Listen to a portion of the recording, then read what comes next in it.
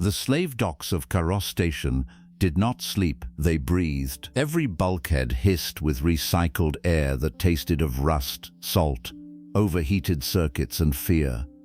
Somewhere beneath the grated flooring, coolant pumps thudded like a tired heart. Somewhere above, unseen cargo cranes groaned under the weight of containers filled with spice resin, reactor coils, illegal embryos, memory crystals, and living beings who had been reduced to inventory. The station hung at the edge of civilized space, just beyond the reach of official patrols, and just within the appetite of everyone who profited from desperation. On Karos, names were optional. Prices were not. A bell rang across Dock 12. Not a pleasant bell. Not one made for temples, dinner halls, or morning ceremonies. It was a hard, flat, electronic tone that cut through the air like a blade dragged across bone. The crowd shifted, chains clicked, translation implants whispered in a dozen languages. A Denvok broker called out lot numbers in a voice made smooth by practice and deadened by years of selling things that should never have been sold. Lot 17, registered under salvage rights from the Lirathi border collapse. Species Verashi, sex female, age adult equivalent, condition compliant, special attributes high memory retention, adaptable respiratory tolerance, non-combative nervous profile, opening bid 4,000 Cray. There is why sure. No one cheered. On Haros, cruelty did not need excitement. Cruelty was business. The creature brought onto the auction block did not raise her head. The restraint collar around her throat gave a faint electrical tick every few seconds, a reminder to breathe carefully, move slowly, and not surprise the people who owned the button. Her name had once been Syrah. That was all she held on to. Not her city, not her family's song, not the way her mother's hands had tapped rhythm against the wall during storms, not the warm mineral taste of tea from the valley kitchens. Those memories were dangerous. Memories made the present hurt worse. So she kept only her name, Syrah, 2 syllables hidden behind her teeth. The broker touched the chain at her wrists with the tip of a shock prod. Demonstration. Syrah went still. Her throat tightened. The collar pulsed. Pain unfolded down her spine, clean and exact. Not enough to damage the merchandise, only enough to remind the room that merchandise could be controlled. A few buyers murmured. Someone clicked mandibles in approval. Someone else asked if Verashi could survive low-gravity factory cycles. The broker answered without hesitation. With proper nutrient management, yes. Syrah listened without moving. This was the third market. The first had been a pirate hold that smelled of old blood and engine grease. The second had been a private collection ship where a man with a voice like wet velvet had made her recite numbers until she collapsed. The third was Karos Station, where the air was colder and the buyers were quieter. Quiet buyers frightened her most. The loud ones wanted to frighten you. The quiet ones had already decided what they would do. 5,000, said a voice from the crowd. The broker acknowledged the bid. 5,000 from Clan Morik. Syrah did not know Clan Morik, but she heard the hunger in the surrounding silence. Another voice spoke. 6. A third followed. 7 and 3. The bidding climbed. Syrah counted each number like a step toward a sealed door. Her owner would be chosen by appetite, not mercy. Her body would go where money sent it. Her thoughts would become tools for someone else. Her name would be stripped away when it became inconvenient. She had learned this. She had survived by learning. Then a new voice spoke from the back of the crowd. 20,000. The entire dock seemed to stop breathing. Even the coolant pumps beneath the floor sounded suddenly too loud. The broker paused. Repeat bid. The voice came again. Rough, tired, unmistakably human. 20,000 Cray. Certified hard credit. Transfer clears now. A few buyers made sounds of irritation. One gave a low warning growl. The broker's tone sharpened with interest. Human bidder. Identify registry. Captain Elias Var. Independent hauler. Vessel Bitter Mercy. Temporary trade license. Haros Port Authority stamp. 96 hours remaining. Human. The word passed through the crowd like an unpleasant smell. Humans were not the strongest species in the Orion Arm. They were not the oldest. They were not the richest, nor the most graceful, nor the most feared by official military doctrine. But they had a reputation that made slavers nervous. Humans complicated transactions. They asked questions no profitable market wanted asked. They made moral problems out of legal paperwork. They bled too easily, healed too stubbornly, bonded too quickly, and took offense at suffering even when suffering belonged to strangers. The broker knew this. Everyone on Karos knew this. That was why the broker's next words came carefully. Lot 17 is sold under recognized salvage debt. No civil dispute applies. I didn't dispute it, Elias said. I bid. A buyer near the front spat something in a language the translator softened into, "Primates ruin clean auctions." Elias ignored him. Sarah heard boots on metal as the human moved closer. Not heavy military boots, not polished authority boots. These had the uneven scrape of someone who lived in ships, crawled through service shafts, and knew how to walk when gravity generators had opinions. The broker tapped his console. 20,000 is significantly above valuation. Then say thank you. A low ripple moved through the crowd. Amusement, threat, curiosity. The broker's fingers clicked across the terminal. We have 20,000. Do we have 21? Silence answered. Sarah's heart beat so hard the collar's sensor ticked faster against her throat. The broker waited. No one spoke. Not Clan Morik. Not the quiet buyer. Not the one who had asked about factory cycles. Because 20,000 Cray was absurd. 20,000 Cray bought a courier shuttle. 20,000 Cray bought a crate of military-grade nerve patches. 20,000 Cray bought silence from officials who liked to pretend Kara Station did not exist. 20,000 Cray did not buy a frightened slave unless the bidder was stupid, guilty, or human. The bell rang again. Sold.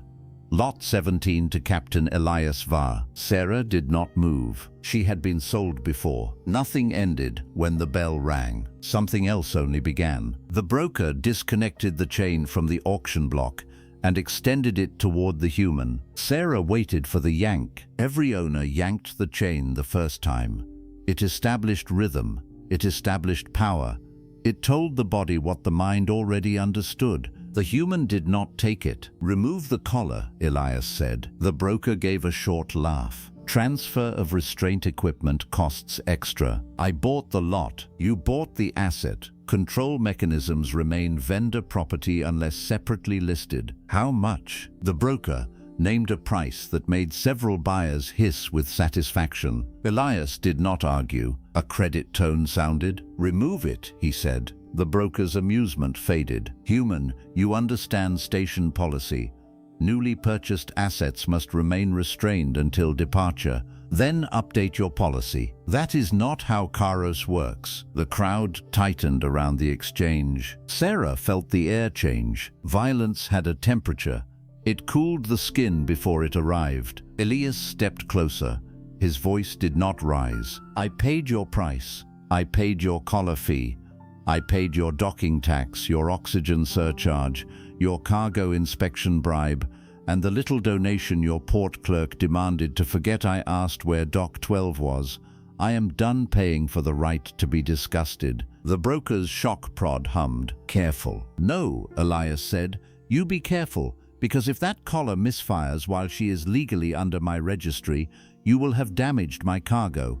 And Karos loves paperwork when paperwork can become profit. The broker went silent. That was the language the station understood, not mercy, liability. After a long moment, the broker keyed a release code. The collar opened with a soft mechanical sigh. Sarah did not realize she had stopped breathing until air entered her lungs in a painful rush. The restraint fell away. No pain came. No pulse down the spine. No warning tick against her throat. For one impossible second, the absence of pain was so large, it felt like another kind of pain. The broker shoved a data slate toward Elias. Sign receipt of property. Elias took it. Sarah listened to the faint scratch of his thumb across the confirmation pad. Then the broker offered him the wrist chain. Again, Elias did not take it. He crouched near Sarah, close enough that she could hear the faint static of his jacket comm and the uneven rhythm of his breathing. When he spoke, his voice changed. It lost the hard edge he had used on the broker. "Can you understand Galactic Standard?" Sarah's mouth was dry. She nodded before she could stop herself. "Good," he said. "My name is Elias. I'm going to get you off this station. I won't touch you unless you ask, or unless not touching you gets you killed. Can you stand?" Sarah stared at the floor. No command followed. No chain pulled. No threat filled the quiet. The human waited. That was the first thing that frightened her. He waited as if her answer mattered. Sarah swallowed. "Yes." Her voice came out thin from disuse. Elias exhaled slowly. "Then stand behind me, not because you belong there, because these people are cowards, and cowards usually strike at what they think is weaker." The broker made a disgusted sound. "She is property, Captain." Elias rose. His voice turned cold again. "Not anymore." And that was the first lie Sarah wanted to believe. Setup. The walk from Dock 12 to Berth 9 took 11 minutes. Sarah counted every one of them. Counting helped keep panic contained. Counting gave fear walls to strike against. 11 minutes meant 6 pressure doors, 4 Port Authority scanners, 3 clusters of loitering buyers, 2 maintenance drones dragging broken tubing, and 1 moment when someone stepped too close behind her, and Elias shifted without warning. He did not shove, he did not shout. He simply placed himself between her and the sound of approaching boots. The boots stopped. A voice behind them said, "You overpaid, human." Elias answered without turning, "Story of my life. She is not worth that." "No one asked you. She will run." Elias said, "Good." Sarah's steps faltered. The voice behind them clicked with amusement. "You hear that, little salvage? Your buyer thinks freedom is a joke." Elias turned then, not fast, not dramatic, but the surrounding dock noise seemed to pull back from him. When he spoke, the words were quiet enough that Sarah almost missed them. "The joke is that all of you think chains make you strong."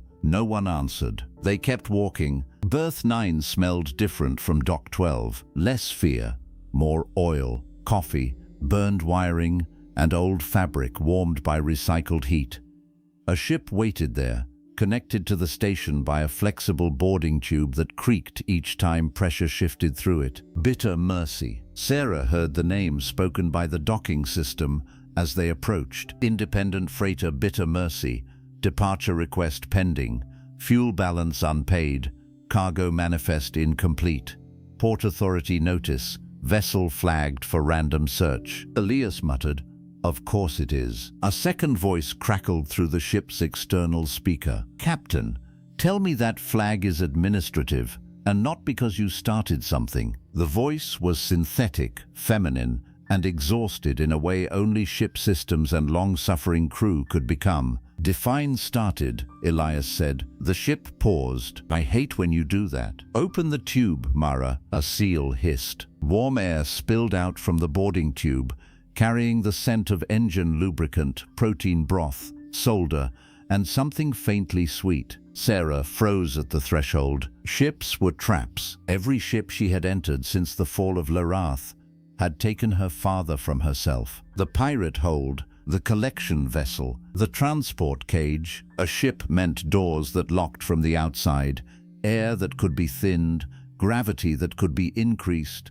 corners where screams became private. Elias stepped into the tube, then stopped when he realized she had not followed. He did not reach for her. "Station air is paid by the minute," he said, "but this is still your choice." Sarah almost laughed. The sound got stuck in her chest. Choice, a word people used when all the doors led to different kinds of harm. "What happens if I do not enter?" she asked. Elias leaned one shoulder against the tube wall. "Then you stay on Karos, and eventually someone worse than me buys you from the first person who realizes you're standing here without a collar. So it is not a choice." "No," he said. "It's a bad choice and a worse choice.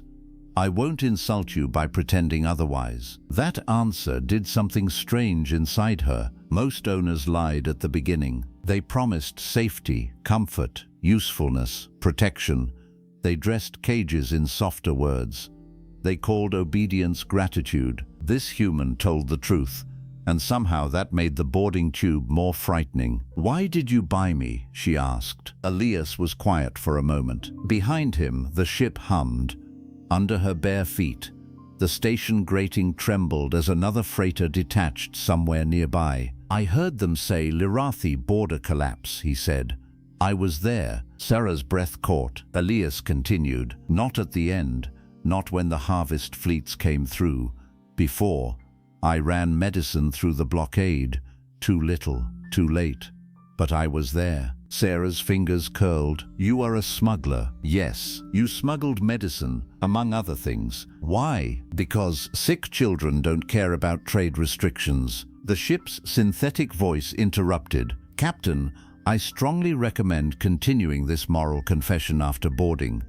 Port Authority just assigned 2 inspectors to our berth." Elias sighed. "Mara, warm the mains." "They are already warm." "Then warm them emotionally." "I am a ship intelligence, not a therapist." "Could have fooled me." Sarah stared into the boarding tube. The air inside was warmer. Not safe, but warmer. She stepped forward. The moment she crossed into the ship, her knees almost failed.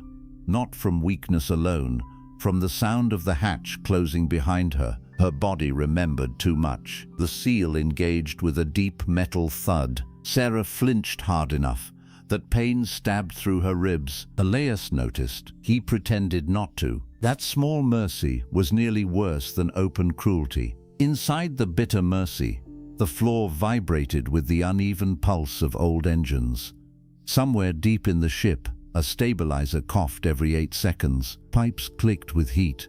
A ventilation fan rattled in a rhythm that almost resembled a lullaby if one were desperate enough to need it. "Welcome aboard," said Mara through the overhead speakers.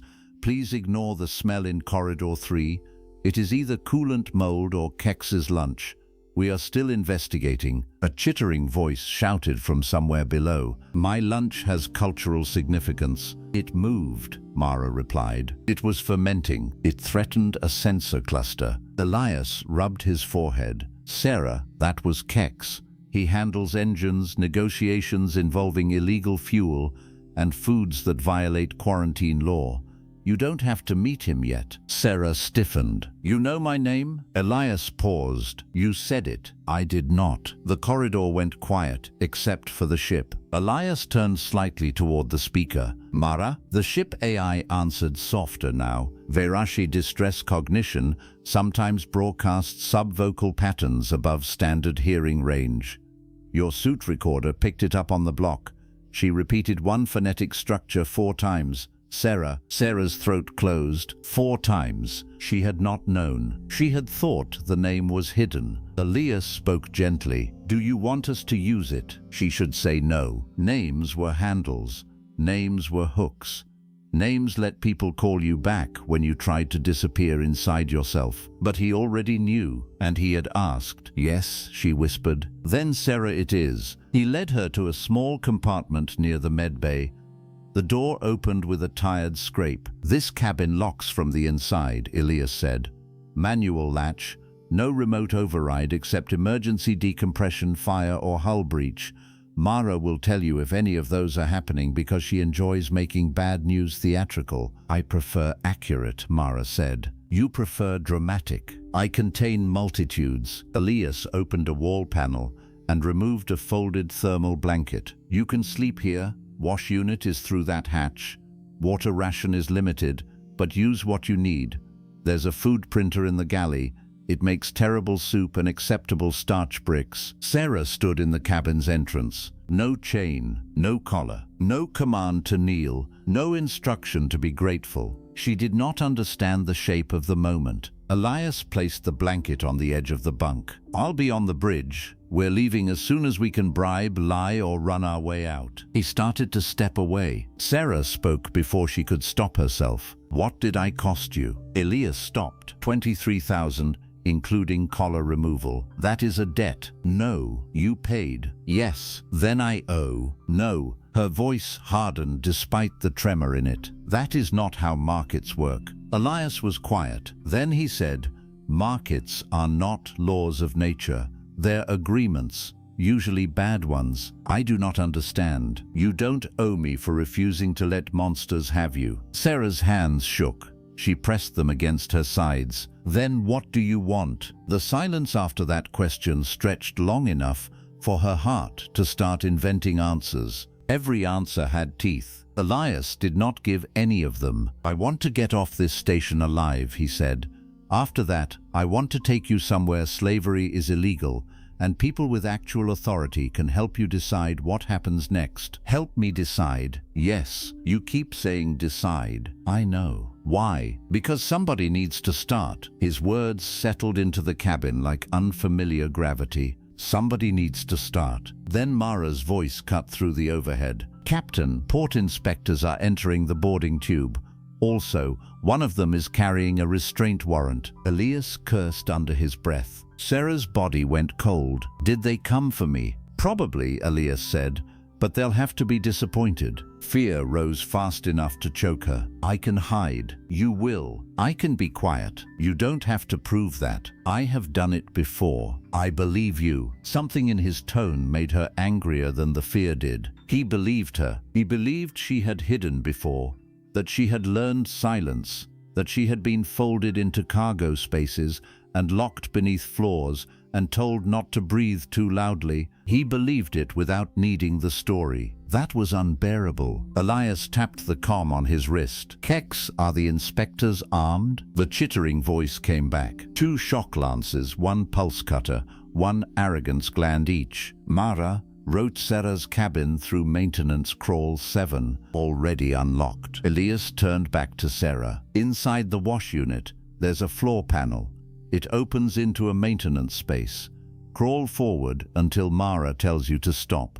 Don't come out unless you hear my voice say the word sunrise." "Sunrise? Old Earth thing. What does it mean?" "It means the dark lost." The ship shook slightly as someone outside forced the boarding tube latch. Elias's voice sharpened. "Go." This time it was a command, but not ownership, urgency. Sarah moved. The wash unit smelled of mineral cleanser and metal. She found the floor panel by touch, fingers scraping along the seam until it gave under pressure. The maintenance crawl beyond was narrow and warm. She slid inside, pulling the panel back into place above her. The space pressed against her shoulders and ribs, too tight, too close to the transport cage. Her breath became thin. Mara's voice came through a tiny speaker near her ear. "Forward 2 meters, then left, slowly.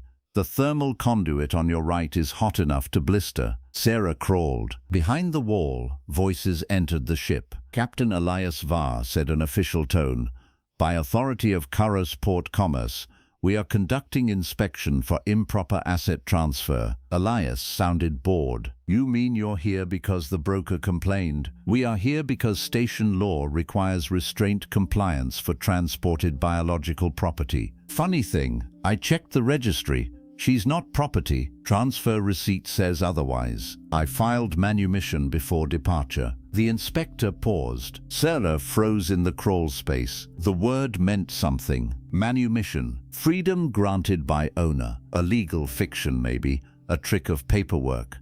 But the word struck the air differently. The inspector's voice cooled. "Karos does not recognize manumission filings without 7-day review. New Terra Protectorate does. I filed through their embassy relay." "You are not in New Terra space." "No, but their relay accepted the filing, which means any attempt to reclassify her as cargo becomes an interstellar dispute. And I'm sure Karos wants New Terra lawyers asking why your station is processing sapient beings under salvage law." The silence that followed was sharp with calculation. The inspector said, "You think human paperwork frightens us?" Elias answered, "No. Human persistence does." A shock lance powered on. Sarah heard it through the walls, a rising insect whine that crawled into her bones. Mara whispered, "Do not move." Sarah obeyed. A crash sounded in the corridor. Kex shouted something in his own language. Elias grunted. The ship's alarm pulsed once, then died. The inspector barked. Search the compartments. Sarah pressed a fist against her mouth. A panel opened somewhere nearby. Boots moved overhead. The maintenance crawl smelled of dust and hot insulation. Her knees burned. The conduit near her right shoulder radiated heat through the sleeve of her thin auction garment. Another panel opened. Closer. Mara whispered, "Sarah, there is a coolant junction 12 centimeters ahead. When I say now, turn the valve 1/4 rotation clockwise." Sarah's fingers found the valve. The metal was cold enough to hurt. Above her, an inspector said, "Thermal anomaly in this wall." Mara replied aloud through the corridor speaker, "That is my digestive system." The inspector paused. "You are a ship. Do not reduce me to my hull. Sweep the wall." A sensor hummed. Mara whispered, "Now." Sarah turned the valve. A pipe above her gave a violent cough. Steam burst somewhere beyond the wall with a shriek. The inspector cursed. Kex shouted, "Coolant leak. You punctured her. You bureaucratic parasite. Do you know what a replacement regulator costs?" I touched nothing. "Tell that to the regulator's grieving hatchlings." Chaos erupted. Elias's voice cut through it. "Inspection over. You caused a mechanical hazard. Port code says you exit until containment. You are hiding the asset. Former asset. You will surrender her." No. The word was simple. No performance. No speech. No bargaining. Just no. Sarah had heard many kinds of refusal in her life. Refusal from those who denied food. Refusal from guards who denied rest. Refusal from buyers who denied mercy. This was the first refusal she had ever heard spoken on her behalf. The inspector lowered his voice. "Captain Var, you are one human with an old freighter and a questionable license." Elias said, "That is the first accurate thing you've said. The buyer you outbid belongs to the Gorvex Combine." Sarah's stomach dropped. Even inside the crawl space, even with the hot conduit burning near her shoulder, that name made everything colder. Gorvex, not one species, not one fleet.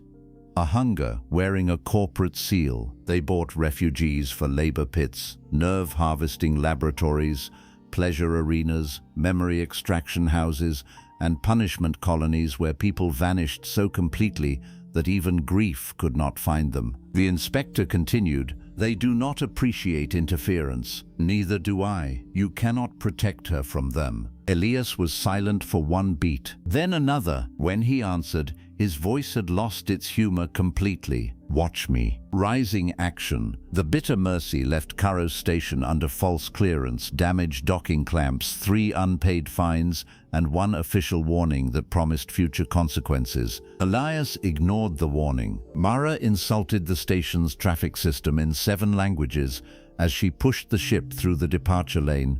Kex sang an engine prayer that sounded like cutlery falling down a lift shaft. Sarah remained in the maintenance crawl until the ship's gravity changed and the vibration under her palms deepened into the long, steady tremor of transit burn. Only then did Elias speak through the tiny speaker. "Sunrise." For a moment, Sarah could not move. The word reached her in the dark, and the dark did not vanish, but something inside it loosened. She crawled backward slowly. Her body ached. Her palms were raw. Sweat had cooled under her garment, leaving her chilled and sticky. When she pushed open the wash unit panel and climbed into the cabin, her legs folded beneath her. Elias was waiting outside the open cabin door, not inside. Outside, he sat on the corridor floor with his back against the wall, breathing carefully. Something in his chest clicked when he inhaled. Kex muttered nearby, rummaging through a medical pack. "You are injured," Sarah said. Elias gave a weak laugh. "I've been worse." Kex clicked his teeth. "He says that when he is not worse. When he is worse, he says, this is inconvenient. Humans are terrible diagnostic tools." Sarah did not move closer. Her first instinct was to apologize for existing, for being expensive, for making inspectors come aboard, for making this human bleed. Instead, she gripped the edge of the doorframe. "Did they hurt you because of me?" Elias looked toward her. "No. They hurt me because they made a bad life choice. That is not true. It is close enough. Kex made an irritated sound. Captain, your rib is cracked, your shoulder implant is misaligned, and your moral simplicity is causing scheduling problems. Elias hissed as Kex pressed something against his side. Mera, how long until safe jump distance? 38 minutes if no one shoots us, 11 if someone does. That answer could use work. It is accurate. Sarah sank slowly onto the cabin floor. She had imagined escape differently in the secret places of her mind. Escape should have felt like open air, warm ground, distance, relief. Instead it felt like recycled oxygen, overheated conduits, injured strangers, and the knowledge that the Gorvex Combine had a reason to remember her. Why would you do this? She asked. Kex stopped rummaging. Mara's hum seemed to lower. Elias did not answer immediately. Sarah hated that. She wanted a simple motive: desire, profit, guilt, pity.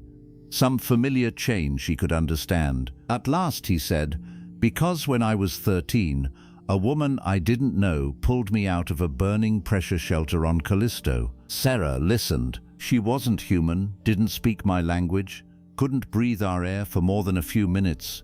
She heard kids trapped inside and went in anyway. She got 3 of us out. Died before rescue arrived. Kex's movements softened. Elias continued, "I never knew her name. I don't know if she had children. I don't know what songs her people sang, or what she feared, or whether she hated humans until that day. I know she had every reason to keep walking. She didn't." The ship creaked around them. "So when I see someone trapped and I can open the door," Elias said, "I open the door." Sarah's throat tightened. "That is not a smuggler's answer." "No, it's a human one," Kex snorted. "Humans collect debts from ghosts." Elias smiled through a pained breath. "Pretty much." Sarah did not know what to say. Gratitude felt dangerous. Hope felt foolish. Trust felt like stepping off a platform and believing gravity might be kind this time. So she said nothing, and for once no one punished her for it. The first jump came hard. The bitter mercy was too old for graceful transition. Its drive folded space with the delicacy of a fist closing around paper.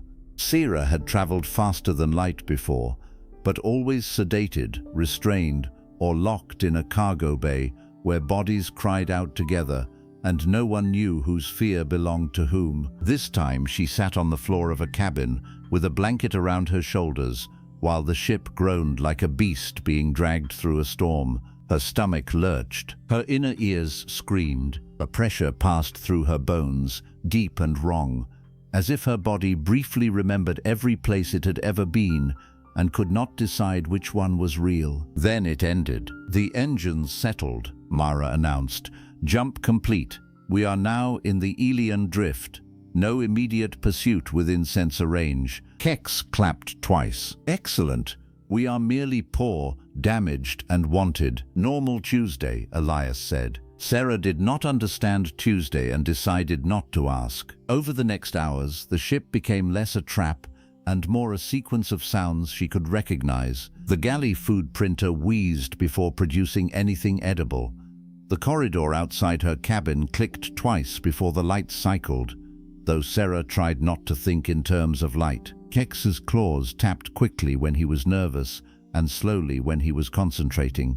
Mara hummed through the ventilation when running diagnostics, a habit she denied having. Elias knocked before entering any space she occupied, always. Even when the door was open. The first time, she thought it was mockery. The second time, habit. The fifth time, she understood that he was making a new law out of repetition. You will be warned before someone comes near. You will be allowed to answer. You will not be surprised for convenience. That night, or what the ship called night, Sarah woke from a dream with her mouth open around a scream that never escaped. For several seconds, she did not know where she was. The cabin was too quiet. No chains, no auction bell, no collar tick. That absence became terrifying. Her body searched for the next pain and could not find it. Panic filled the empty space. She slid from the bunk and pressed herself into the corner between the storage locker and wall. The metal was cold through the blanket. The cold helped. A soft tone came from the speaker. "Sarah," Mara said, "your breathing has changed." Sarah held her breath. "That makes the pattern worse," Mara added. "I am fine." "No." Sarah closed her eyes. The ship AI continued. "Do you want Captain Va?" "No." "Do you want Kex?" "No." "Do you want silence?" Sarah almost said yes. Then she realized silence was where the old memories lived. "I do not know." Mara paused. "I can play engine audio from Cargo Bay 2. It is rhythmic.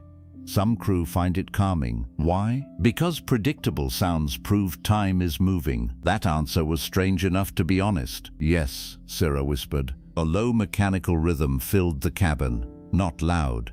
Just enough. The steady pulse of pumps, the distant churn of fuel flow, the small percussion of valves opening and closing. Predictable. Repeated. Proof that time was moving. Sarah listened until her breathing no longer hurt. In the morning cycle, Elias found her in the galley, staring at a bowl of printed nutrient paste. "It tastes better if you insult it first," he said. Sarah looked up. "What?" "Human tradition. Watch." He sat across from her slowly, one hand pressed to his ribs. "You miserable grey sludge.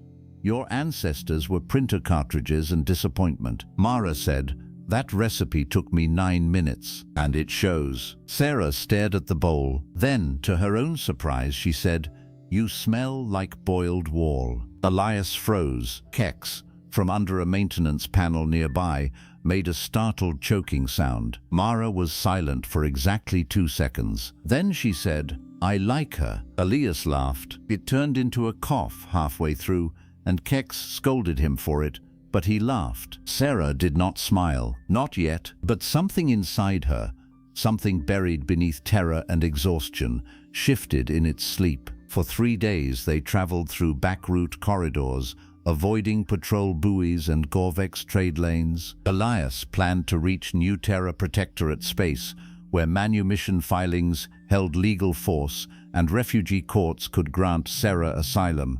From there, he said, she could choose a settlement world, medical restoration, language therapy, education, work, nothing, anything. The list made Sarah dizzy. Too many doors were almost as frightening as locked ones. On the 4th day, Mara detected a signal. It arrived as a pulse, buried inside old mining telemetry, repeating every 43 seconds. Kex identified the encryption first. Gorvex Hunter Code. Elias's voice became flat. "How far?" "Hard to say," Mara replied. "The signal is not from a ship. It is from us." Silence struck the bridge. Sarah stood near the hatch, holding a cup of mineral broth between both hands. Elias did not look toward her when he asked, "Tracer?" "Likely embedded in the auction transfer slate," Mara said. "It remained dormant until first jump." Kex cursed. Sarah's hands went numb. The cup slipped. Elias caught it before it hit the floor. Broth splashed over his fingers. He did not react to the heat. Sarah whispered, "They will come." "Yes," Elias said. "I told you I was a debt." "No." "They will kill you." "Maybe." "Return me." The words tore themselves out of her. Elias went still. Kex made a soft, distressed click. Mara said nothing. Sarah forced herself to continue. "Return me before they reach us. Say I deceived you. Say the sale was invalid. Say anything. You can live." Elias set the cup on the console. Then he leaned against it, breathing through the pain in his ribs. "Sarah, listen to me carefully." She braced for anger. He gave her none. "You are not a storm I sailed into by accident. You are a person I chose not to abandon. You do not know me. I know enough. No, you know a name you overheard and a story you invented because you need to be good." That landed. She heard it land in the silence. Elias's breath changed. For the first time, she thought she might have hurt him. Good. Part of her thought, make him stop, make him let go before the Gorvex arrive. But Elias only nodded slowly. "You're right." Sarah blinked. "I am? Yes. I don't know you. Not enough. And maybe part of me does need to believe I can still do one decent thing after a life of smuggling, lying, running, and surviving, when better people died. His voice roughened. But none of that makes you less free. Sarah's grip tightened around the blanket at her shoulders. Elias continued, "You don't have to trust my motives for your freedom to be real." Her anger collapsed so suddenly that nothing held her upright. She sat down hard on the deck. "I do not know how to be free," she said. The confession left her empty. No one mocked her. No one corrected her. Kex crawled out from under the console and sat a careful distance away. "Freedom is not a skill one performs correctly on the first attempt," he said. "My clutch mother once freed a flock of tunnel gnats from a collector jar. They flew directly into a soup furnace." Mara said, "That analogy is terrible. I am saying disorientation is expected. You compared her to furnace gnats. I compared trauma to poor navigation." Elias lowered himself carefully to the floor across from Sarah. "We take it 1 minute at a time," he said. "That's how humans do impossible things. Not because we're fearless, because we're bad at understanding when to quit." Sarah let out a broken breath that was almost a laugh and almost a sob. Mara interrupted softly. "I have located the tracer. It is not in the slate." Elias's voice tightened. "Where?" "In the freed restraint collar." Kex clicked sharply. "We left that on Karos." "No," Mara said. "A secondary transmitter was built into the biological compliance scan. It attached data to Sarah's nervous signature during collar removal. The ship sensors have been echoing it every time we perform life sign checks." Sarah did not understand all the technical words, but she understood the shape of them. The collar was gone. The chain remained inside the systems around her. Elias stood too quickly and hissed in pain. "How do we cut it?" Mara replied. "Stop scanning her." "That easy?" "No. If we stop, we lose medical monitoring. Also, the signal has already been received by at least one vessel." "How long?" A pause. "Gorvek's hunter ship, entering long-range detection in 2 hours, assuming current intercept speed." Kex whispered a word that did not translate. Elias turned toward the navigation console. "We run." Mara's answer came gently. "We cannot outrun it." The ship seemed to grow smaller around them. Elias said, "Options. Hide in the Veil debris field," Mara said. "High radiation, unstable mass pockets. Sensor interference could break their lock." Kex said, "Could also break our organs." "Correct." "Other options?" "Negotiate." No one spoke. Then Mara added, "That was a joke. I am developing gallows humor." Elias said, "Veil field it is." Sarah rose. "No." Elias turned. She forced the words through the old terror. "If the signal is tied to me, then you leave me in a pod. They follow me, you survive." "No, you said I can decide." His answer came instantly. "You can decide your life, not my conscience." "That is not fair." "No. It's human." She hated him then, not because he was cruel, because he kept refusing the simple math that had governed her survival. 1 life to save 3, 1 body to satisfy monsters, 1 sacrifice to end pursuit. Cruel systems loved clean equations. Humans, she was beginning to understand, ruined them. The Veil debris field had once been a moon. No one remembered its original name. It had been broken during a war older than Karos Station, older than the Gorvex Combine, older than most living governments. Now its fragments drifted through a haze of radiation, magnetic distortion, dust, and unstable gravity pockets that made navigation systems stutter. The bitter Mercy entered the outer edge with her hull groaning. Inside the ship, every sound sharpened. Loose tools tapped against drawers. Pipes popped as pressure shifted. The engines changed pitch every few seconds, correcting against invisible pulls. The deck trembled under Sarah's feet like an animal trying not to panic. Mara guided them through the field with half-blind sensors and a string of profanity she claimed was historical poetry. Behind them, the Gorvex hunter closed distance. Its name appeared in intercepted code. Varus Det. Even the name felt like a threat. Kex worked in engineering, coaxing power through relays that should have been replaced years ago. Elias stayed on the bridge, one hand braced against his ribs, the other moving between navigation and comms. Sarah stood beside the emergency station, useless and unable to leave. She wanted a task. Fear without purpose became poison. "What can I do?" she asked. Elias did not say nothing. He did not tell her to hide. He pointed to the console beside her. "Radiation alarms. If the levels cross the second threshold, pull that lever and hold it down until Mara yells." Mara said, "I rarely yell. You yelled at a toaster last week. It knew what it did." Sarah gripped the lever. The ship lurched. A deep clang rang through the hull. Kex shouted over comms, "Fragment strike. Outer plating, aft quarter, still sealed." Mara said, "Hunter vessel is entering the field. They are broadcasting." A new voice filled the bridge. It was smooth, layered, and patient. "Independent freighter Bitter Mercy. You are carrying stolen Gorvex property. Power down and prepare for retrieval. Compliance will be rewarded with survival." Elias tapped the comm. "This is Captain Elias Var. You are pursuing a free sapient individual under New Terra Protectorate filing number NT-MER 77819. Break off or face legal and personal inconvenience." The Gorvex voice paused. "Human humor. Human warning. You purchased merchandise from a recognized market. You then falsified emancipation and fled inspection. I paid cash. Receipts available. She carries biological debt." Sarah's skin went cold. Elias said, "No one carries debt in their blood. You speak from sentiment, not law." "I speak from experience. Sentiment makes better law than appetite." The Gorvex voice softened. "Captain Var, humans are admired in certain circles for endurance. Do not confuse endurance with consequence immunity.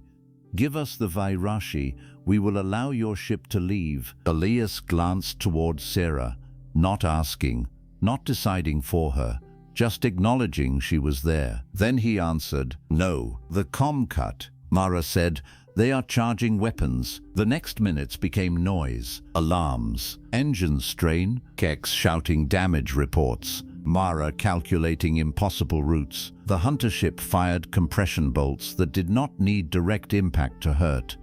Each detonation twisted local gravity, slamming the Bitter Mercy sideways, making Sarah's bones feel briefly too heavy for her body. Elias pushed the ship deeper into the debris field. The old freighter was not built for combat, but it was built by people who expected machines to keep working after sensible engineers gave up.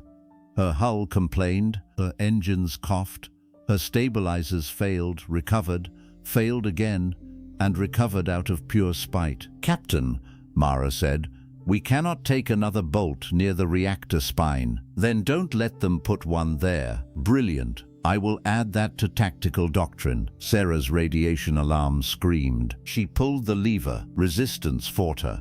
The handle bucked under her grip, as if the ship itself were trying to tear free.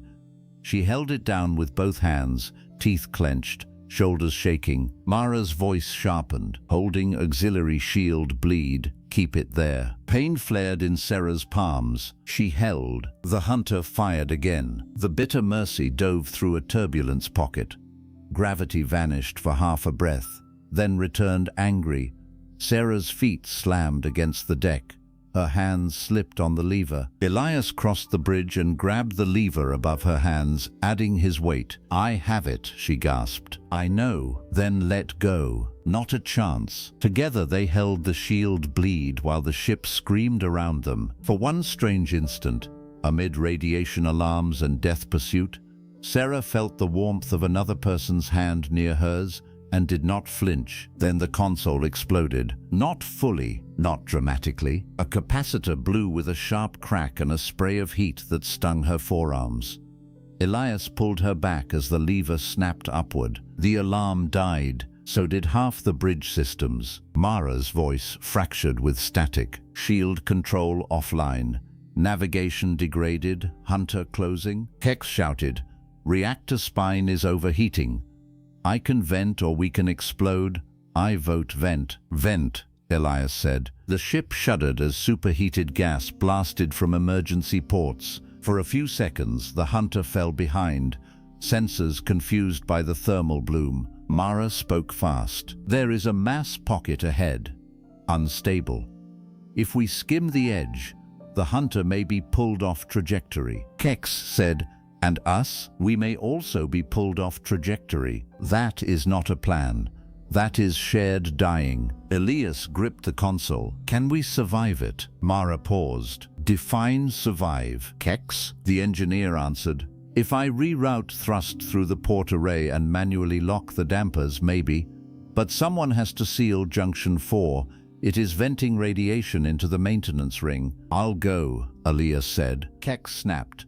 You have cracked ribs and one useful arm. I said I'll go. You will die in the corridor before reaching it. Sierra heard herself speak. I can fit. Everyone went silent. Elias turned. No, you need Junction 4 sealed. No, you said I can decide. Not this. Yes, she said, and her voice surprised her. It did not tremble.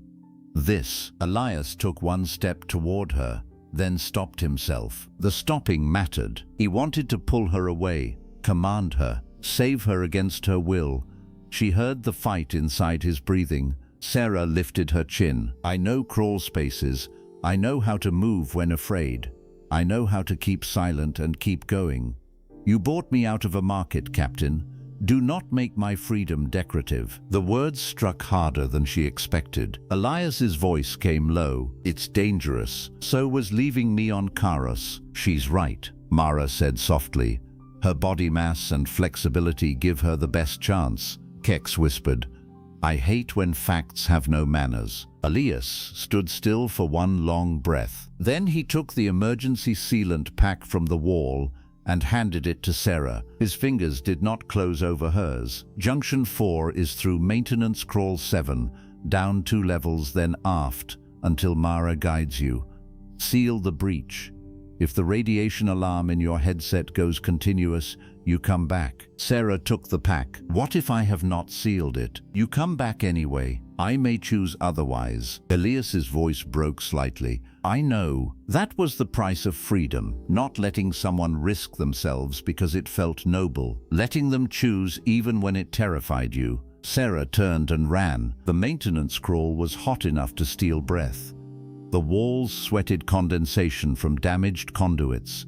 The deck vibrated so violently that every movement scraped her elbows and knees. Mara guided her through the headset, voice steady despite the static. Forward, right at the pressure rib. Careful, that panel is loose. Down through the access throat. Sarah slid feet first into a vertical shaft. For one terrible second, memory swallowed her. The transport cage, bodies pressed together, a guard laughing, the collar ticking, her mother's name torn from her mouth by pain. She slammed a hand against the shaft wall and forced herself back. Not there, not then, here, now. Bitter mercy. Elias, Mara, Kex, sunrise. She kept moving. Behind her, the ship bucked under another gravity detonation.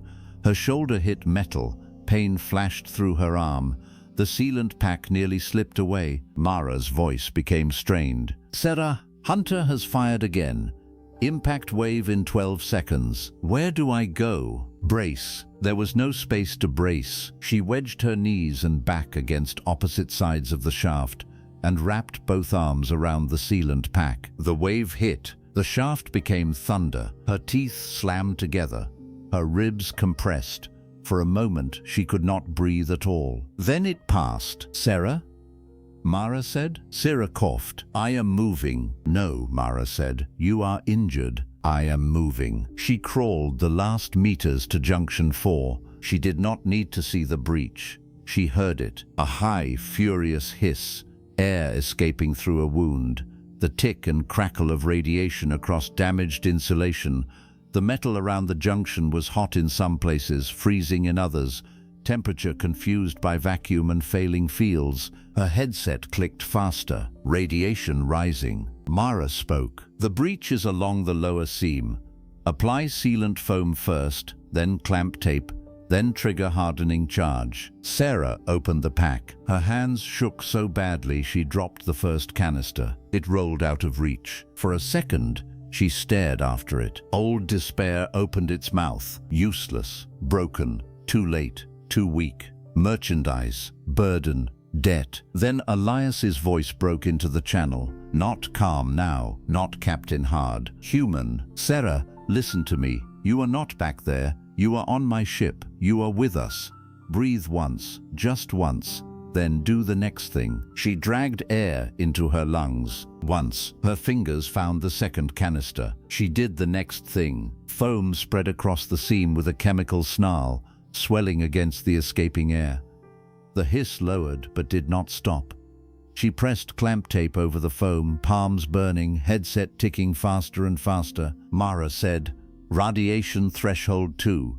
Return, not sealed. Return, not sealed." Elias came onto the channel. Sarah, she pressed the hardening charge into place. The device beeped. Too slow. The headset alarm became continuous. Mara's voice sharpened. "Leave now." Sarah's thumb hovered over the trigger. She thought of Karos. She thought of the auction bell. She thought of 20,000 Cray and a human saying, "Somebody needs to start." She pressed the trigger. The hardening charge detonated in a tight pulse that punched through the junction and threw her backward into the crawl wall. The hiss stopped. So did the radiation alarm. For half a second, Sarah heard nothing. No ship, no breath, no fear. Then Kex screamed over comms. "Junction sealed, reactor spine stabilizing." Mara said, "Sarah, answer." Sarah tried. Only a small sound came out. Elias said her name once. Not as owner, not as savior, as someone afraid to lose her. "Sarah," she swallowed. "Sunrise," she whispered. On the bridge, Elias closed his eyes. Then the bitter mercy reached the mass pocket. Climax. Galsnisnathamev. The mass pocket should have killed them. By every clean calculation, it should have taken the bitter mercy in its grip, folded her aging frame across a gravitational shear line, and scattered her components through the veiled debris field as a brief warning against desperate navigation. But the bitter mercy was not clean math. She was patchwork, stubbornness, unpaid invoices, stolen parts, and human audacity welded into a hull that had no business still flying. Mara cut thrust at the exact wrong moment, by every manual, and the exact right moment, by instinct she denied possessing. Kex dumped reactor heat into the port array until the engine housings screamed. Elias held manual orientation with blood in his mouth and one arm strapped to the console brace. The ship skimmed the mass pocket. Gravity reached for them like a giant closing hand. The deck tilted beneath Sarah as she crawled back through the maintenance shaft. Every bolt around her groaned. Her body pressed hard against the floor, then lifted, then slammed down again. Somewhere behind the walls, a pipe burst and filled the crawl with bitter steam. Mara's voice guided her through it. "Left. No, wait. That corridor is collapsed. Back 2 meters. Sarah, stay awake." "I am awake." "You are answering slowly." "I am annoyed." "Good. Annoyance is cognitively promising." The Gorvex hunter was not so lucky. Voris Det followed too closely, too confident in superior engines and military-grade stabilizers. Its pilot expected panic, expected prey to flee in straight lines, expected an old freighter to break before attempting a suicidal gravity skim. It did not expect bitter mercy to survive long enough to make stupidity contagious. The hunter entered the mass pocket's pull. Mara captured the enemy comm burst by accident. For 3 seconds, the bridge heard Gorevic's voices lose their smooth patience. Commands overlapped, alarms shrieked, metal screamed through the transmission. Then the hunter's weapons fired wildly. One bolt struck a debris fragment large enough to carry its own gravity shadow. The fragment tumbled into the hunter's path. Mara cut the feed before the end. The silence afterward was not relief. Not yet. Elias's voice came rough. "Status." Kex answered first. "Reactor angry but intact. Port array ruined. Starboard array offended. Life support functioning if nobody asks too much of it." "Mara?" "No pursuit. Voris Det is disabled, not destroyed. Emergency beacon active." Elias exhaled. "Sarah?" Mara replied before he could call again. "She is alive. Elevated radiation exposure. Bruising. Possible concussion. She is still crawling because she ignores excellent advice. Sarah muttered into the headset, "You talk too much." Mara said, "Definitely alive." When Sierra emerged from the maintenance crawl, Elias was waiting. This time he did not stay outside the corridor. He was on the floor because standing had become temporarily theoretical. Kex hovered nearby with a medkit and the frantic anger of someone who cared too much and hated admitting it. Sarah pulled herself out of the hatch. Her muscles failed. Elias caught her. He did it carefully, slowly enough that she could have pulled away if her body remembered how. His arms shook from injury, but he held her as if she were not cargo, not debt, not a problem, but a person returned from somewhere dark. For one heartbeat, every old instinct screamed. Hands meant ownership. Hands meant restraint. Hands meant pain. Then she heard Elias whisper, "I've got you. Only if that's okay. Only if that's okay." Sarah's breath broke. She did not pull away. "It is okay," she said. Kex made a sound and turned it badly into a cough. Mara said through the overhead, "Medical bay is prepared. Also, Captain, your blood pressure is unprofessional." "Noted," Elias murmured. Sarah tried to stand. Her legs refused. Elias shifted, but pain stole his breath. Kex snapped, "Neither of you heroic idiots is carrying anyone. I have a grav sling." The grav sling malfunctioned twice, insulted Kex once through Mara's diagnostic speaker, and finally lifted Sarah half a meter off the deck, with all the dignity of a sack of laundry. She would have been humiliated if she had energy left. Instead, she drifted down the corridor while Elias limped beside her, one hand close but not touching. In the med bay, the air smelled of antiseptic, warm plastic, and old fear. Sarah almost panicked at the restraint straps on the examination bed. Elias saw her body go rigid. "Kex," he said. The engineer clicked softly. "Removing straps. All of them. They are for turbulence. All of them." Kex removed the straps. Sarah lay down because she chose to. That distinction mattered more than anyone in the room said aloud. The med scanner hummed over her, careful and impersonal. It recorded radiation exposure, dehydration, tissue stress, old fractures, neural collar residue, malnutrition, and a dozen other forms of history the body kept when the mind tried to burn the records. Kex became very quiet as the results came in. Elias did too. Sarah hated the silence. "Say it," she whispered. Elias sat beside the bed. "Say what?" "What the machine says, what they did. Say it and be done." Kex started. "You do not need..." "Yes," Sarah said. "I do." Mara dimmed her voice. "The scan indicates prolonged restraint collar use, repeated electrical compliance events, nutrient deprivation, stress fractures consistent with confinement, and invasive memory extraction attempts." The words entered the room one by one. Not screams, not memories, just facts. Facts were cleaner than pity. Sarah waited for Elias to speak. He did not. She turned her head slightly toward him. "Do humans have nothing to say?" Elias's voice came thick. "We have too much. That's the problem." "Then choose." He breathed in, then out. "What they did to you was evil." The word was too simple, too old-fashioned, too human. Sarah almost rejected it. Evil sounded like something from children's warnings, not trade law, not debt codes, not salvage markets, not collar licenses and transfer receipts. But maybe that was why the word worked. It refused complexity, where complexity had been used as a weapon. Sarah closed her hands around the edge of the blanket. "They said it was legal. Lots of evil things have been legal. They said my world was gone. That may be true. They said no one would come." Elias did not answer quickly. His honesty remained a blade and a gift. "No one came in time," he said. "But someone came." Sarah turned away. The first sob surprised her. The second broke something open. She had not allowed herself to cry on Karos. Crying wasted water. Crying drew attention.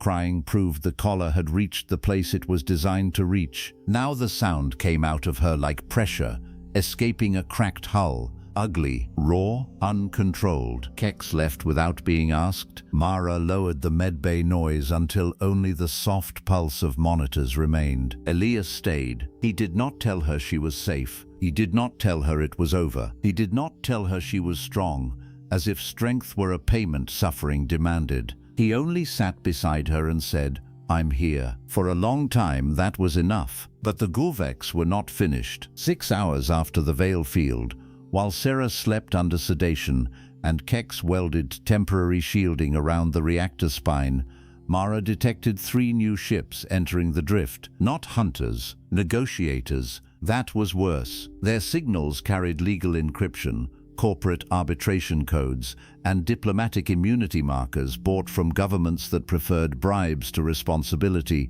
The lead vessel identified itself as Contractual Mercy. Elias laughed once when he heard the name. It was not a happy sound. A Gorvex representative hailed them. This voice was different from the hunter captain. Older, softer, more dangerous. "Captain Var, your situation has become unnecessarily dramatic." Elias sat on the bridge with a compression band around his ribs and one eye on the medbay monitor. "Funny, I was thinking the same thing. You have damaged Gorvex property, interfered with a lawful claim, assaulted recovery personnel, and caused significant material loss. Your hunter shot first. After you fled, after you tried to steal a free person." A soft sigh came through the comm. "Humans and your language games. Humans and your slavery games. Let us speak practically. Your vessel is damaged. Your fuel is low. Your legal protection is theoretical until you reach protectorate jurisdiction.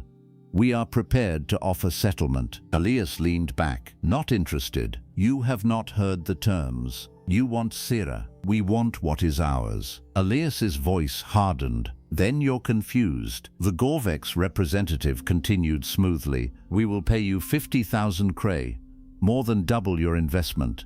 We will repair your vessel. We will erase your Karos violations. We will provide safe passage. No retaliation.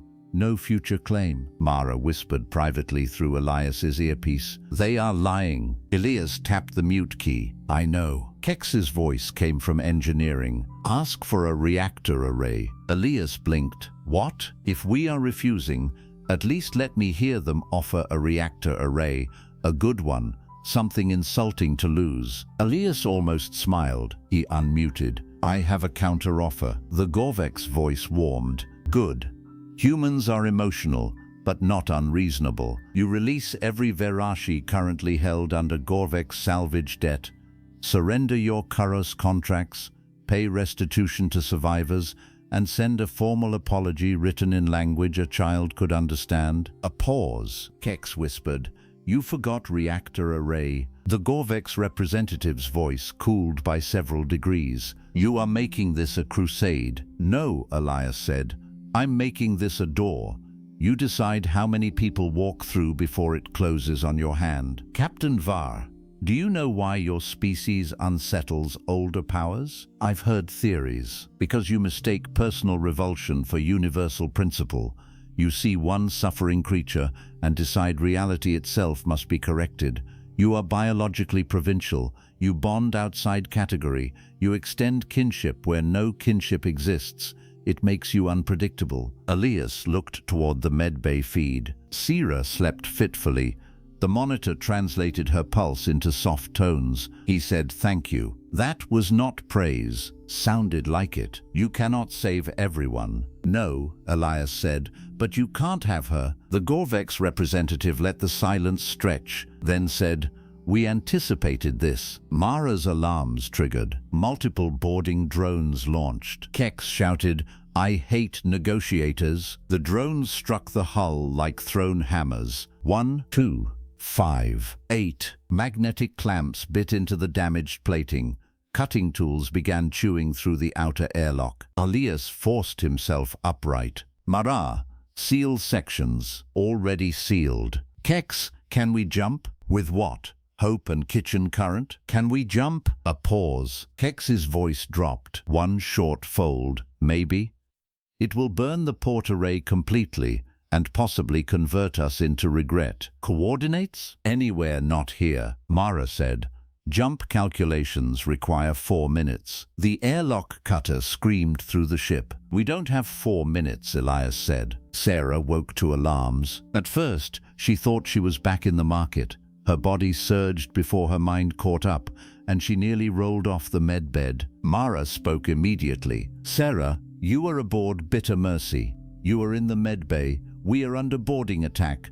No one has entered this section yet. The words organized the panic into shape. Boarding attack. Gorvex. Elias. Sarah sat up. Pain rolled through her in thick waves. Her limbs felt distant, as if someone had packed them in heavy cloth. What is happening? Gorvex drones are breaching the forward airlock. Captain Var intends to resist with insufficient weaponry and excessive conviction. Sarah swung her feet to the floor. Where is he? Forward corridor. Can he win? A pause. No. Sarah closed her eyes. Then she stood, her knees buckled.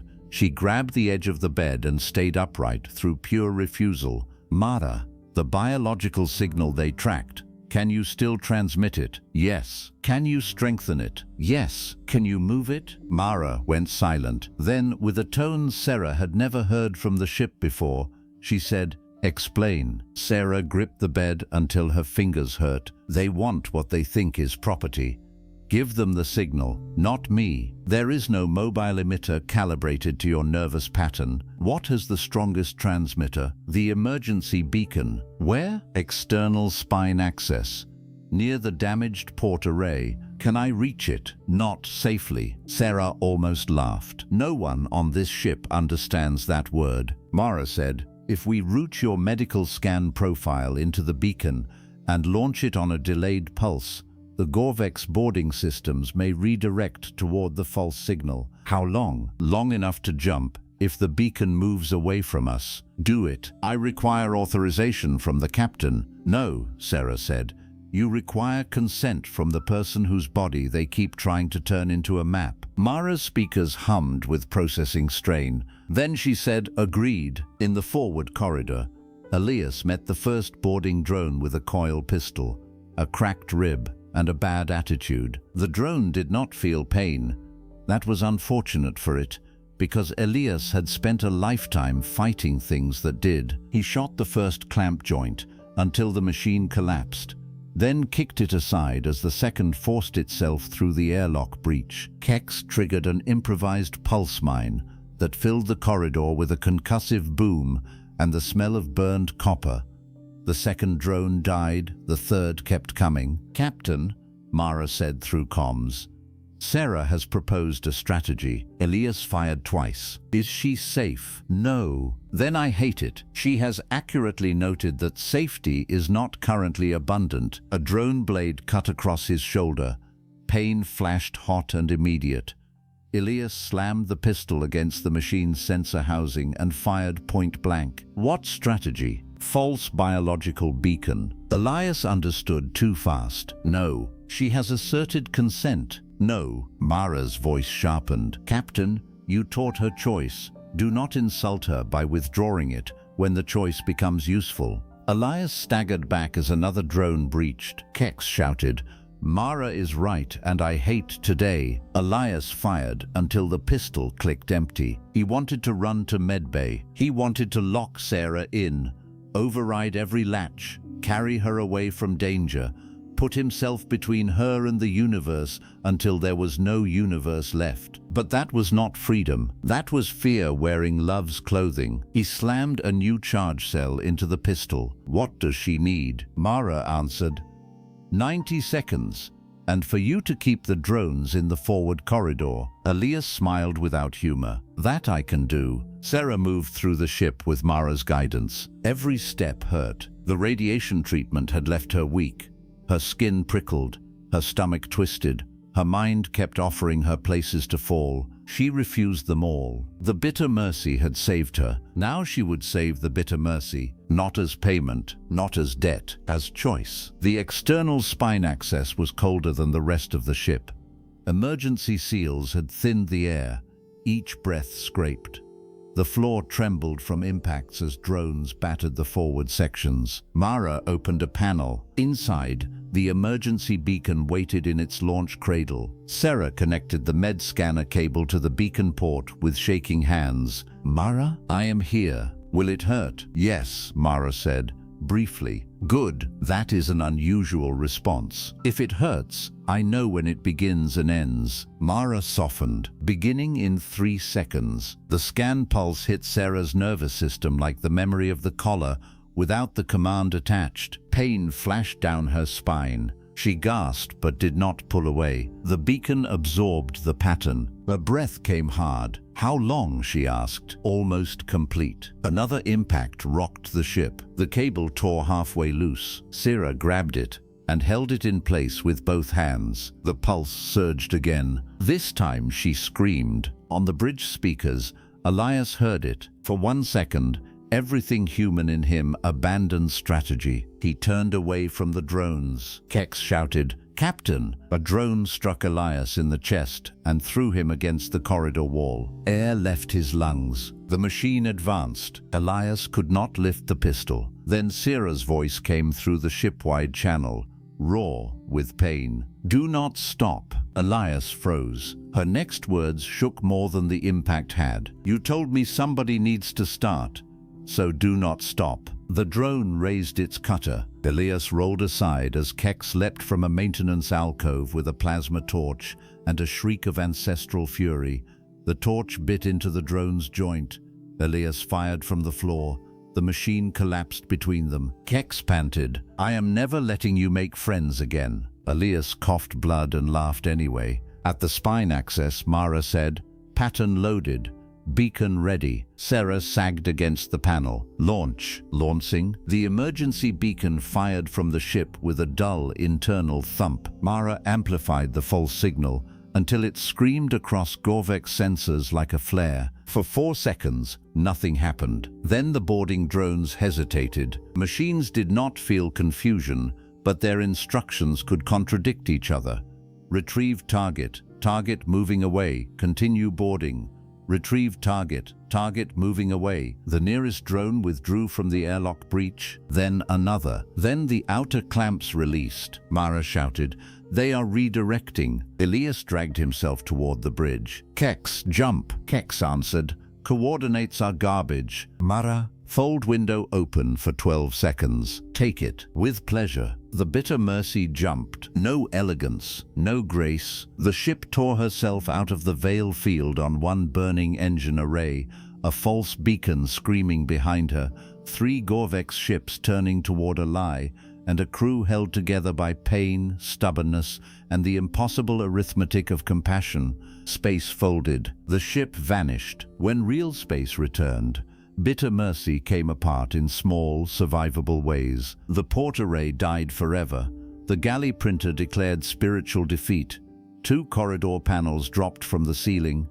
Kex's illegal fermenting lunch escaped containment and was later found in a ventilation duct, where Mara accused it of developing strategy. But the hull held. The air held. The people inside held. They had jumped into the outer edge of New Terra Protectorate patrol space. Mara sent the manumission file, the medical scans, the Gorvex pursuit record, the Karos inspection recording, the false salvage contract, and one very rude note from Kex to every legal relay in range. A patrol cruiser answered within 9 minutes. Its captain spoke with a New Terran accent, clipped and professional. "Independent freighter Bitter Mercy, this is Protectorate Cruiser Dawn Harbor. We have received your distress and legal packet. Prepare for escort. Are you carrying Sarah of the Veirashi, emancipated claimant under filing NTM 77819? Elias sat on the deck because the captain's chair was too far away. He looked toward the med bay corridor. Sarah leaned against the hatch, pale with exhaustion, wrapped in a ship blanket, standing because she chose to stand. Elias keyed the comm. "Yes," he said. "And she is not cargo." The patrol captain's answer came firm and clear. "Confirmed. Sarah of the Veirashi is recognized as a free sapient person under Protectorate Emergency Statute. Any hostile claim against her will be treated as trafficking aggression. No one spoke. For a moment, the words were too large for the ship. Free sapient person. Not lot. Not asset. Not salvage. Not debt. Person. Sarah covered her mouth with both hands. Kex sat down abruptly. Mara whispered through the speakers. Sunrise. Emotional resolution. The first official who came aboard the Bitter Mercy asked Sarah what she wanted. Not what had happened. Not who owned her. Not whether she could prove pain with proper documentation. What she wanted. The question was so impossible that Sarah could not answer. The official waited. Sarah had learned that waiting could be pressure. This was not. This waiting had space inside it. At last, Sarah said, "I want no one to touch me without asking." The official nodded. "Granted, I want the collar records destroyed. We can seal them under your authority or preserve them for prosecution. Your choice." Choice again, always that terrible, beautiful word. Sarah looked toward Elias. He did not answer for her. He only leaned against the wall with one arm in a sling, and the exhausted patience of a man trying not to collapse before the paperwork ended. "Preserve them," Sarah said. The official's voice softened. "For prosecution?" Sarah listened to the ship around her. The hum of damaged engines. Kex arguing with a medical drone. Mara pretending she was not monitoring everyone's vitals. Elias breathing carefully through cracked ribs, because pain was apparently just another inconvenience humans filed under later. "For the others," Sarah said. The official bowed her head slightly. "Then we preserve them." New Terra did not feel like freedom at first. That disappointed Sarah, though she told no one. She had expected freedom to arrive like music, like warmth, like the sudden lifting of weight. Instead, it arrived as appointments, medical intake, trauma evaluation, refugee status hearing, species-specific nutrition restoration, legal testimony, language counseling, temporary housing, consent forms. So many forms. Freedom, she discovered, had bureaucracy. But this bureaucracy asked before scanning her, explained before touching her, gave her copies of every file, told her she could stop an interview at any time, placed water within reach, and did not take it away as punishment. That mattered. Small things became enormous. A door that opened from the inside. A meal no one demanded gratitude for. A blanket that belonged to no one else. A doctor who said, "May I?" and waited for the answer. For 2 weeks, the crew of the Bitter Mercy remained docked at Dawn Harbor Station while repairs were negotiated,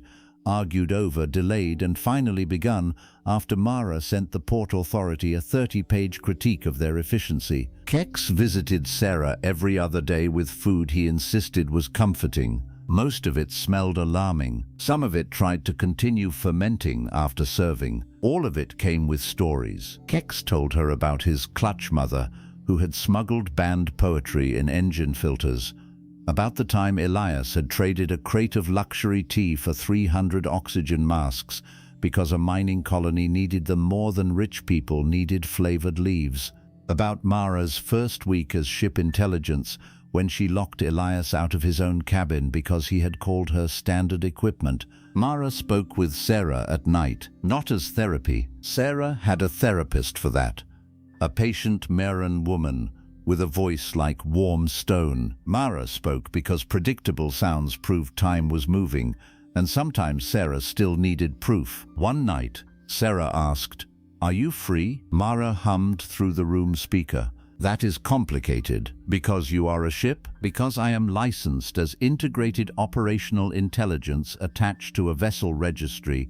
I cannot legally own myself in 6 jurisdictions, can partially own myself in 2, and am considered a navigational appliance on Karos, which I find personally insulting. Does Elias own you? Legally, he owns the hull that houses my core." "That is not what I asked." "No," Mara said. "He does not own me." "How do you know?" "He argues with me." Sarah frowned. "Owners argue. Not like Elias. He argues as if I might be right." Sarah thought about that. Then she said, "He does that with everyone." "Yes. It is one of his more inconvenient virtues." On the 18th day, Elias came to see her in the station garden. It was not a real garden, not exactly. It was a pressure dome filled with soil trays, humidity systems, pollinator drones, and plants grown from half a dozen worlds. The air smelled of damp earth, leaf oils, mineral water, and new growth. Sarah liked it because nothing there was efficient. The plants took time. They leaned toward warmth. They required tending. They could not be rushed by threat or purchased into blooming on command. Elias found her sitting near a row of Lirathi grain sprouts grown from recovered seed stock. He did not sit until she nodded. His movements were better now, though pain still caught him when he breathed too deeply. For a while, neither spoke. That had become easier between them. Finally, Elias said, "The refugee court approved your protected status." "I know. Mara told you?" "Mara told everyone. I think she announced it to the docking clamps. She's proud. She says she is not. She's lying." Sarah touched the soil near the grain sprouts. It was cool and damp under her fingers. "The court asked where I want to go." Elias nodded. "That's good." "Is it?" "It can be." Sarah kept her hand against the soil. "There is a Verashi settlement on Halden's moon. I heard. They said I could go there." "That sounds like something worth considering. They have language keepers, memory healers, people who know songs from before." Elias was quiet. Sarah heard what he did not say. "Go. Find your people, heal somewhere far from smugglers, old freighters, and men who carry ghosts like unpaid debts." He would never ask her to stay. That made asking harder. "What will you do?" she said. "Fix the bitter mercy, pay off a fraction of what this cost, get banned from a few more stations, smuggle medicine probably, maybe food, maybe people who need to be elsewhere. You will continue risking your life. Likely. That is stupid. Yes, you should stop. Probably. Will you? No." Sarah almost smiled. Not fully, but almost. Elias noticed and wisely said nothing about it. She took a breath. "I do not know where I belong." "No one does at first. Do humans?" Elias laughed softly. "Humans invented entire religions, philosophies, wars, songs, and bad poetry because we don't know where we belong." "That sounds exhausting." "It is, but occasionally useful." Sarah turned the question over inside herself. Then she said, "When I was in the crawl space, sealing Junction 4, I thought I was paying you back." Elias did not interrupt. But that was still the market speaking. A life for a life. Pain for protection. Usefulness for permission to remain. Her fingers curled in the soil.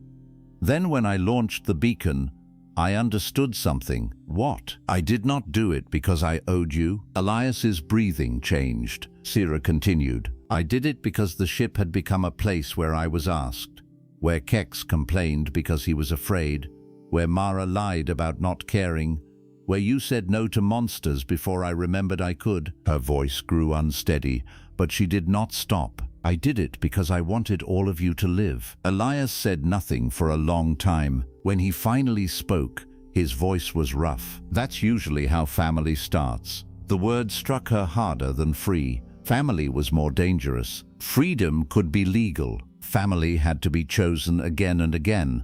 Sarah looked down at the soil. "I am not ready for that word." "Then we won't use it." "But I want to understand it." Elias nodded. "We can start there." She turned toward him. "I want to go to Halden's moon." His answer came with effort, but no hesitation. "Then I'll make sure you get there." "I have not finished." "Sorry." "I want to go to Halden's moon," Sarah repeated.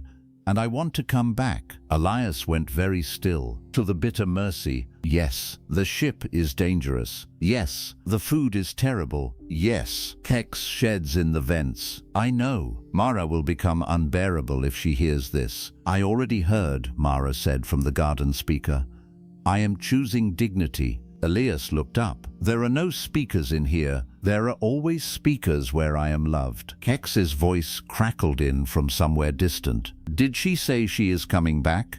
Tell her I will prepare welcome food." Sarah said quickly, "Do not." Kex made an offended sound. Elias laughed, and this time it did not turn into a cough. The sound moved through Sarah gently, not because everything was healed. It was not. Her sleep still broke. Sudden footsteps still stole her breath. Medical scanners still made her hands shake. Some days freedom felt too large, and she spent hours in her room with the door locked, reminding herself that locked from the inside was different. Healing was not a door she passed through once. It was a corridor. Some days she moved forward. Some days she sat on the floor and wept. Some days she hated Elias for saving her because surviving meant remembering. Some days she loved him for the same reason, though she did not yet know what shape that love would take, and no one demanded she name it. The Gorvex case spread faster than anyone expected, not because one slave had been freed. Markets survived that. It spread because Bitter Mercy had recorded everything. The auction, the illegal collar terms, the port inspection, the pursuit, the attempted retrieval in protectorate-adjacent space, the biological signal embedded through compliance scanning, the Gorvex representative calmly offering money for a free person. New Terra lawyers did what human lawyers had always done when given enough evidence and righteous fury. They became terrifying. Harrow Station denied involvement, then lost docking privileges in 3 systems. The Denvak broker disappeared, then reappeared in custody after trying to bribe a patrol officer whose grandmother had been born on a liberated mining world. The Gorvex Combine called the case emotional propaganda. That was a mistake. Humans were very good at emotional propaganda. Within a month, "No one carries debt in their blood" became a protest chant across 12 stations. Within 2 months, Veirashi survivors began filing claims using Sarah's case as precedent. Within 6 months, salvage debt slavery was suspended in 3 trade corridors pending review, which sounded weak until Elias explained that pending review was often the first crack in a wall that had thought itself permanent. Sarah went to Halden's moon. The Bitter Mercy carried her there. The journey was quiet. No pursuit, no alarms, only the ship's old engine rhythm, Kex's muttered repairs, Mara's nightly audio, and Elias sitting with Sarah in the galley over bowls of nutrient paste that still tasted like boiled wall. On the last morning before arrival, Sarah found Elias in the cargo bay. He was checking tie-downs that did not need checking. "You are avoiding goodbye," she said. He winced. "Badly? Yes. I'm not great at them. Humans have songs and poetry because they do not know where they belong. But you have no good goodbyes?" "We have plenty. Most are terrible." Sarah stood beside him. The cargo bay smelled of rope fiber, sealed crates, machine oil, and the faint mineral scent of the grain sprouts being transported to the settlement. "I was wrong about you," she said. Elias waited. "I thought you bought me because you wanted to be good." "That was not completely wrong, no. But it was not all." She searched for the words. "You bought time, not me. You bought the distance between one ending and another. You bought a chance." Elias swallowed. "Sarah, and then you gave it away." He could not answer. She reached into her pocket and removed a small object, a collar fragment, not from the restraint itself. That was evidence, sealed in court archives. This was a harmless piece of outer casing the technicians had removed from her medical scan residue filter.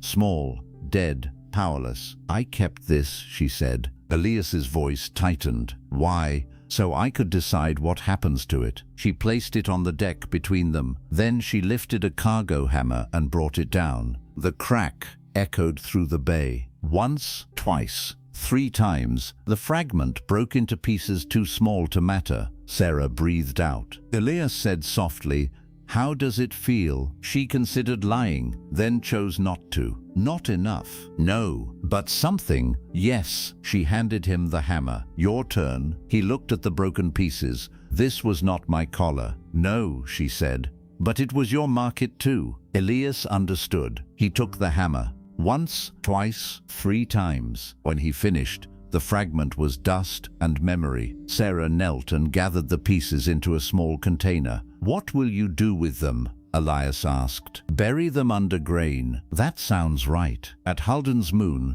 the settlement greeted her with silence first. Not empty silence, respectful silence. Hundreds of Veirashi survivors stood in the arrival hall, along with human aid workers, Miran counselors, Ilthari advocates, and station officials who had been firmly instructed not to turn this into a ceremony unless Sarah asked. She did not ask, so they waited. An elder approached and spoke in a dialect Sarah had not heard since childhood. The words struck deep, deeper than translation. "Daughter of the scattered house, your place was kept." Sarah broke then, not as she had in the medbay. This grief had roots. This grief had hands waiting to hold it if she allowed. She stepped forward. The elder did not touch her, not until Sarah nodded. Then the embrace came, and with it the first sound of the old morning song, hummed low by those who remembered, and those who had learned because remembering was a form of resistance. Elias stood at the edge of the hall. Kex sniffed loudly and claimed an environmental allergy. Mara played the engine rhythm softly through Elias's wristcom because predictable sounds proved time was moving. Sarah looked back once. Elias raised a hand. Not goodbye, not ownership, not rescue, just recognition. "I see you. You are here. You are free." The Bitter Mercy left Halden's Moon 3 days later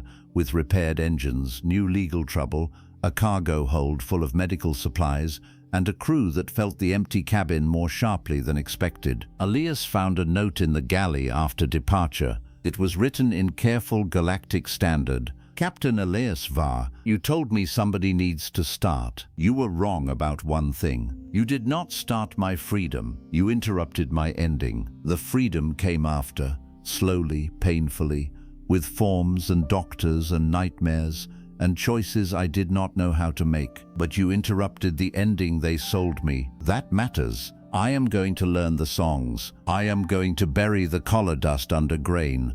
I am going to remember my mother's name without pain deciding what it means. Then I am coming back for one journey, maybe more. Do not become dead before then." Sarah, below that in smaller texts she had added, "Tell Kex not to cook." Elias read the note twice, then a third time. Mara said, "Your pulse has increased. Don't start." "I am not starting. I am observing." Kex entered the galley. "Is that from Sarah?" "Yes." "Did she mention my food?" "No." Mara said, "She specifically mentioned your food." "Betrayal," Kex whispered. Elias folded the note carefully and placed it in the inner pocket of his jacket. Outside the hull, space opened in every direction. Indifferent and immense, there were still markets, still chains, still laws written by appetites, still monsters with corporate seals and polite voices. But somewhere on Halden's Moon, grain was being planted over the dust of a broken collar. Somewhere,